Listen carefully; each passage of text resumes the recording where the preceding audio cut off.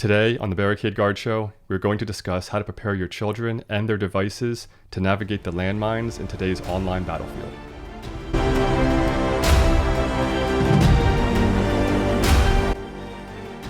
Your child comes to you with an ashamed or upset look on their face and tells you that they saw something that they know they shouldn't have on their phone or on their computer. Worse yet, maybe they tell you that someone they trusted asked them to send them pictures of themselves that they knew they shouldn't send. How long has this been going on? What did they see? What did they send? A million questions flood your mind. Your next reaction might be to take a hammer to every internet device in the house that has a screen. I'm right there with you. I would feel the same way. But rather than reacting with panic and making your child regret coming to you, let's talk about how to prepare your child for what they might eventually encounter online, prepare their devices before they use them, and prepare ourselves for how to respond if we ever do have to have a difficult conversation about something seen or sent online. The internet itself is morally neutral. Like a hammer, it's a tool that can be used for good or for bad, to build or to destroy. The internet is a tool that becomes especially useful for homeschooling, usually sometime during middle school.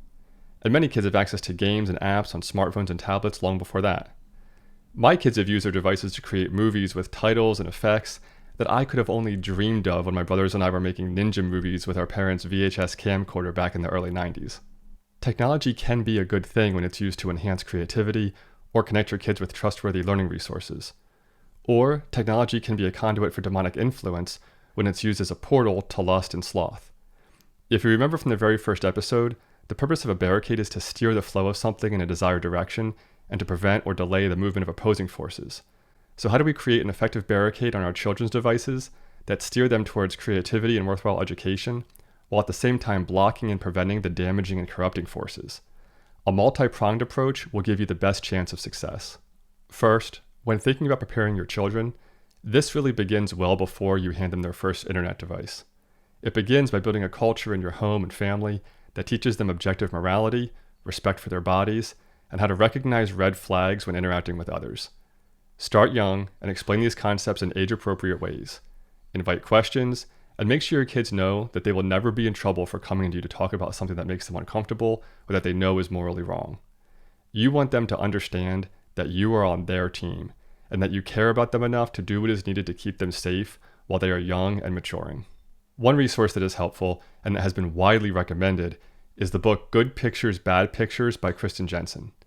You'll want to read through it on your own before sharing it with your kids so that you can decide which parts are age appropriate. But generally speaking, this book does an excellent job of helping parents and children work together to navigate the dangers of technology use. What's even better than trying to step in after damage has been done is preventing as much damage as you can before it happens. To do this, I recommend using Apple devices and their screen time parental controls with a passcode lock. These settings can be customized for each child and managed either on their specific devices or remotely from your own iPhone, iPad, or Mac computer. These settings can get very granular, but let me give you a few of my best tips to get you started.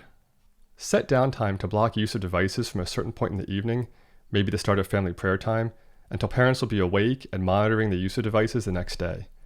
Along with this, make it a house rule that all devices be left at a charging station in a family common area overnight.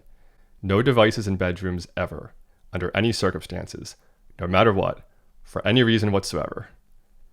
Internet-connected devices are used in family common areas or not at all. We want to make our homes an environment that provides ample opportunities to practice virtue and minimizes the temptations to sin. Letting your teenager go to their bedroom with an internet-connected device that is designed to take and send images and videos is permitting an environment with temptations to sin that are too much for most kids.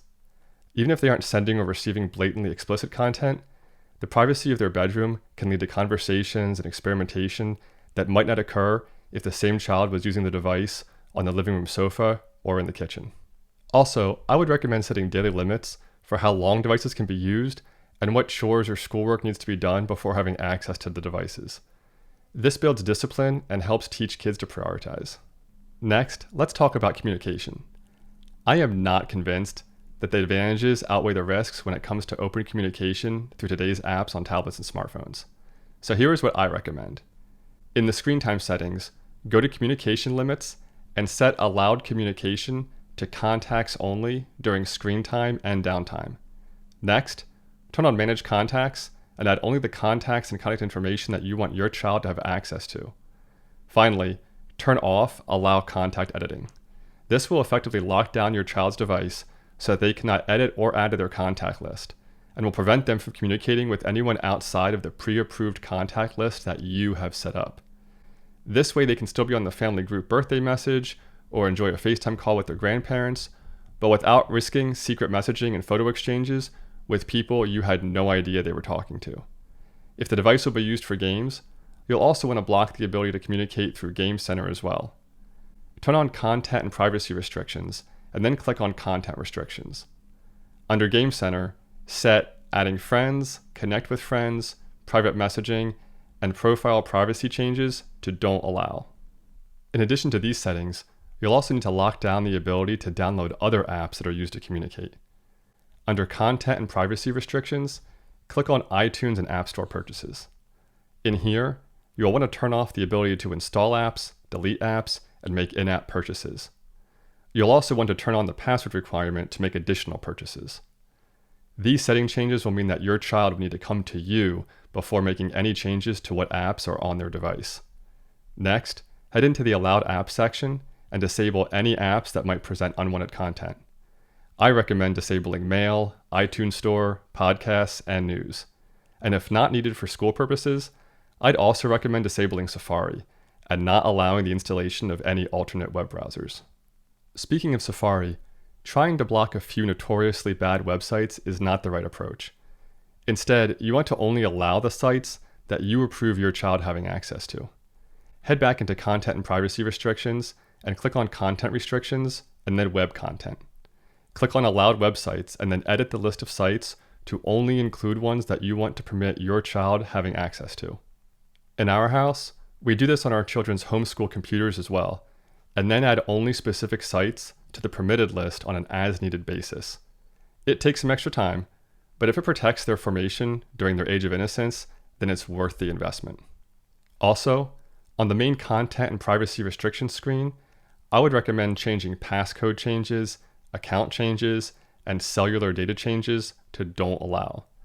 There are many other screen time setting options to explore, and I would recommend taking the time to drill down through each menu and consider how you can make the strongest barricade possible.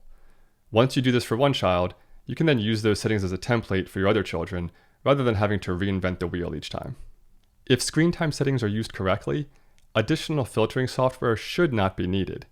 But what if your child reaches an age and maturity level that you discern warrants increased access to web browsing or apps that could allow access to unwanted content?